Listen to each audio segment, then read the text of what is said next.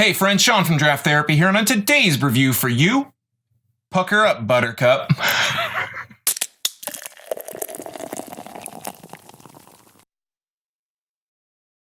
Lost Minds is a 7% Tart IPA from Brewery Vivant in Grand Rapids, Michigan. Lost Minds is a seasonal release from Brewery Vivant that lands in April, much like their Pumpkin Tart or their Tart Side of the Moon that get released in September and November, respectively. It's a part of their Art of the Tart series, which, from what I've been able to gather from reviewing both of them, is that they're a tart spin on these tried and true styles, where Pumpkin Tart was a tart version of a pumpkin beer, and Tart Side of the Moon was a tart stout. Lost Minds is a tart IPA. I'm hoping that if it's anything like those other Art of the Tart beers, it'll be different enough to be good. Going off Vivant's description, Lost Minds is a kettle-soured tart IPA made with Citra and Amarillo hops. Now, Citra hops are known for their floral and citrus aromas and flavors, and Amarillo is usually more known for its citrusy grapefruit aroma, but it also has an orangey flavor. So I'm expecting a tart, orangey IPA, just basing it off what I already know about it. So let's take a look at the label, and then we'll get a look at the beer. It's a really cool can. Really cool label. It has the kind of the Brewery Vivant rooster at the top, and it's that same style like window that is basically inverted, and it looks like a shield kind of, and it says Lost Minds here on the front, Tart IPA, 7% alcohol by volume. It's got this cool, it kind of reminds me almost of like stained glass.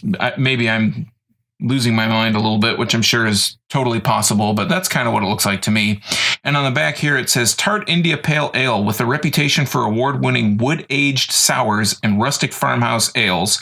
We've often explored the way acidity changes the flavor profile of a beer. This IPA is dry hop with Citra and Amarillo, and we kettle soured it in order to tease out different flavors from the hops and lend a refreshing, complex tart.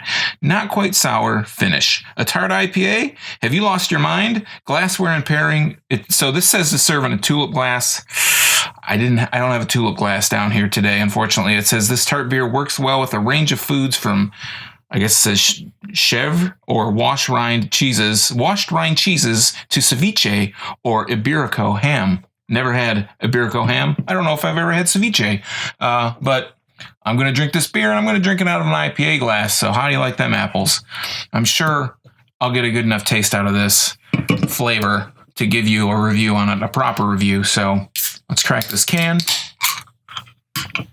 and we'll give it a smell here.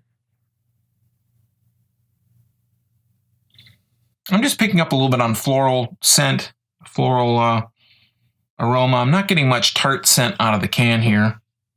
I think all Vivant stuff should be out of a tulip, and I guess I really should have known that. Nice and yellow out of the can. It's collecting nice and orange in the glass. This is probably one of the first pours into this glass that weren't almost overflowing.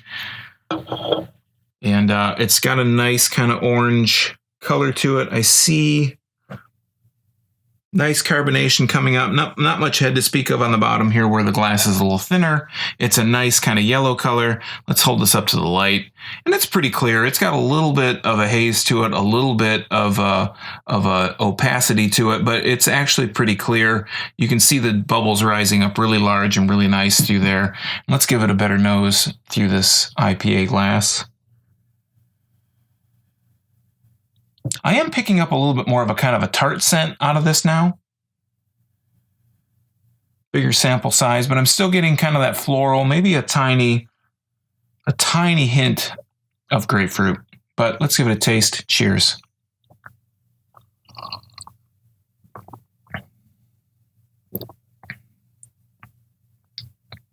Definitely an IPA. Definitely.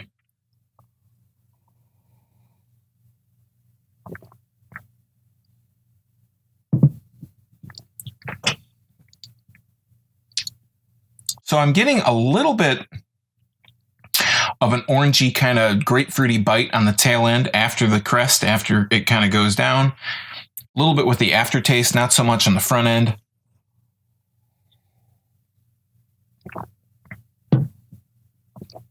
Actually, it's a lot of orange up front. I'm just not getting a lot of sour, not a lot of tart. It has this kind of floral aroma that kind of You know, sometimes air passes through your nose when you drink, and there's a bit of a kind of perfumey floral scent coming through, that aroma coming through the top.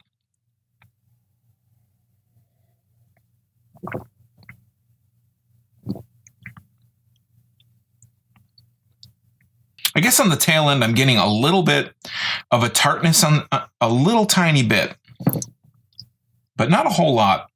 It's got this kind of floral, citrusy bitterness on the tail end too.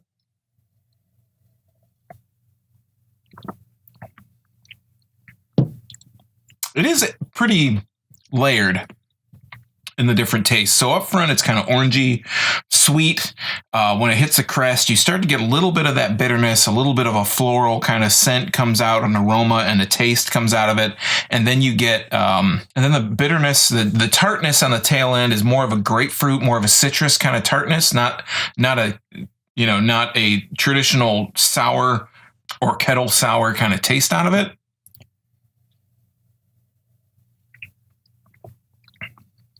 It's very intriguing for someone that likes to sit and analyze beer. This is one that I want to keep drinking to see if I can kind of pick up more layers on, more things that I'm not picking up on first blanch, but it's not nearly as tart as I was expecting. I was almost expecting something like an IPA, but with just kind of like the sour kind of bite at the tail end, maybe almost like a lactic or a lactose kind of sour taste to it, like a sweet sour, but I'm not getting that out of this.